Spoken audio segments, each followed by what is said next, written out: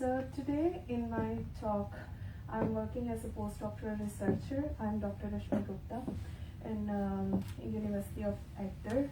So my research area is how we implement artificial intelligence models in to maintain a sustainable Norwegian agriculture. So today we are going to see how we implement the artificial intelligence models in addition to some IoT sensors or things, how we collect the data from and how we analyze that data to assist the farmers. Yeah. So first of all, we just need to see what's the status of the agriculture in Norway overall. So we can see in the pie chart, we only have 3.4% of cultivated land available in whole Norway, and rest of the land is just covered by forest or open farm ground or maybe glaciers and snow. So that is the major challenge we are facing nowadays. And another challenge is, as we are already aware of, the war between Russia and Ukraine. So Norway is very much dependent on other European countries, for example Russia, for the food, and it is becoming very challenging situation for the coming future decade to survive without food.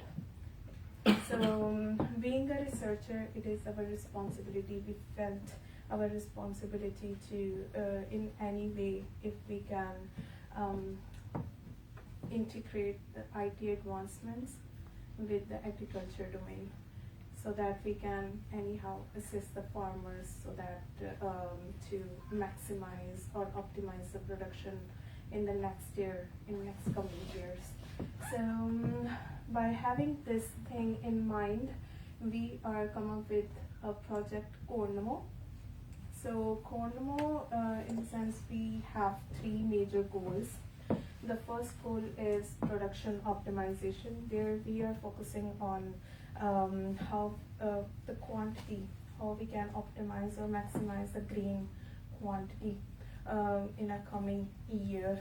And the second major goal is quality management, where we are focusing on quality of soil, quality of crops, and everything. We just need to assist the farmers. And the third one is sustainable agriculture. So this is the combination of where we are focusing quantity as well as the quality.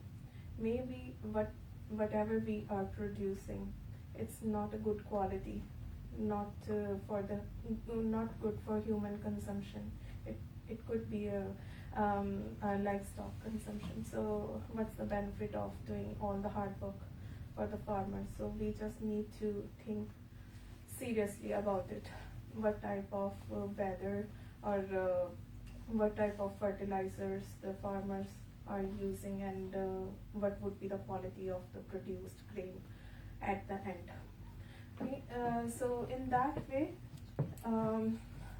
we are having the different goals under this project. And here we are having collaborators, Collaborators, here in University of Agder. We are responsible for generating artificial intelligence models, and in future ES based in Oslo, and NLR and Fellesskapet. So these three organizations are responsible for data collection and data preprocessing.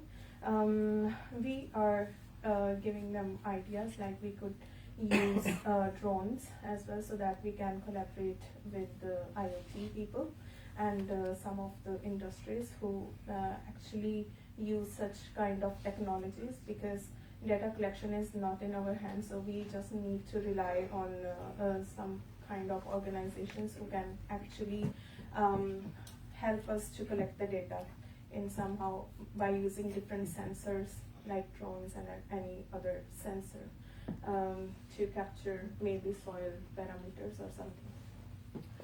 So yes, this project is under Research Council of Norway. So we have enough money to get some resources, but we actually love to use the publicly available data sources. So, so yes, we are using grant applications and grain delivery data launched by Norwegian Agriculture Agency, and though through research we found that agriculture and weather information has the direct connection. So weather information, geographical locations has a huge impact on Norwegian agriculture. So we did have the data set available from NIBIO and MET, Meteorological Institute. And in addition to that, we also found that if we could have the hyperspectral images, for example, Sentinel-2 images, so that would be a novelty, that would be a new thing to discover by using these Sentinel-2 images. But we are finding some challenges using the Sentinel images as well, because some images are cloudy and we do need to remove those cloudy images. So such kind of things we actually do in artificial intelligence to get better results, or maybe better accurate results. So inconsistencies are there, but we know how to remove those inconsistencies.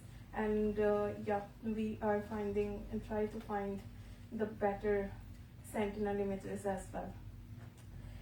And that's why we are having the idea to use the drones, so that we can have the particularly one picture for the each farmland particularly. So yes, these are some of the examples of artificial intelligent models. So I'm not going into the explanation of these models. It looks complex, but it's not. It's very straightforward. And yeah, by implementing these artificial intelligence models, we actually get some meaningful target analysis, for example, that can assist farmers for the future or for the present situation as well.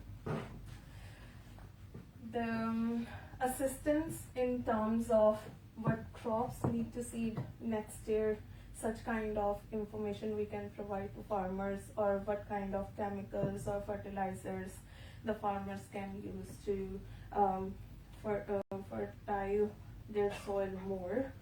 And then what parameters need to maximize the grain production next year, what additional fertilizer farmers would need to make soil more fertile, or based on the weather information, we actually can gain whether is do we have enough rain this year, or do we need the irrigation process for next year, any water storage or something. Such kind of information or insights we can get from the artificial intelligence models. And in addition to that, we are having a plan to build a robot so that it can just detect whether it's any bugs or insects in the farm, so that the farmer can get the direct notification, like you need to do something with this. So such kind of information or such kind of things we can actually do with artificial intelligence and make the sustainable agriculture developed. Okay, so this is the work, and we are open for collaborations, and you can just reach me out after this event, as well as yeah, anytime.